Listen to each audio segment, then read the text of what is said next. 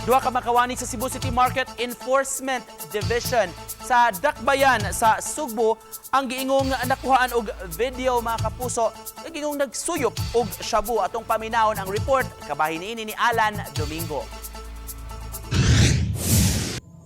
Makita sa video ang usa ka lalaki nga dunay giguptan nga foil ug naghingo sa aso. Samtang kauban nini ang laing lalaki. Naka-uniforme pa sila samtang naghimo silang bisyo. Kumpirmado nga mga job order personnel ang duha nga nadistino sa Enforcement Division sa merkado sa Carbon. Nahitabo kini niadto pang buwan sa Mayo sa sulod sa guardhouse sa Warwick atol sa ilang duty. Nasayran nga nagpahigayon og surprise drug test ang 150 ka makawani sa merkado diin 5 ang nagpositibo apil ang duha ka lalaki og ang nagvideo. Gitangtang dayon sila sa trabaho.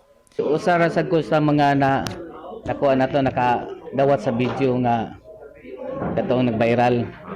So nadawat to nako mga I think last week of May. Dugay na. Nya pag first week sa June dayon nakig-meeting ta sa COSAP para magpahigayon ta og surprise drug test sa mga empleyado kay na-pinpoint man to sa video nga mga job order to. Wala gyud to sa opisina. Among na investigate atong kuana, nahitabo to sa Warwick Barracks nga guardhouse. Sa guardhouse, ang guard wala dito. Wala ang guard dito at the time kay naa sa gawas. Samtang subling gimugatan ni Mayor Mike Crama nga way luna sa iyang administrasyon ang iligal nga kalihukan. Giulagway sa mayor nga zero tolerance ang City Hall sa mga opisyal o kawani nga malambigit sa tinunto apil na ang paggamit sa illegal nga drugas. Gidugang nini nga adunay mga programa sa LGU pagtutok sa problema sa illegal drugs apil na ang rehabilitation.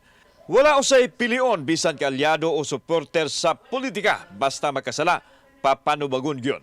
Those who are engaging in illegal activities, including engaging in drugs, of course, their days are numbered and no so-called compromise, no such thing as, shall we say, reconsideration right away.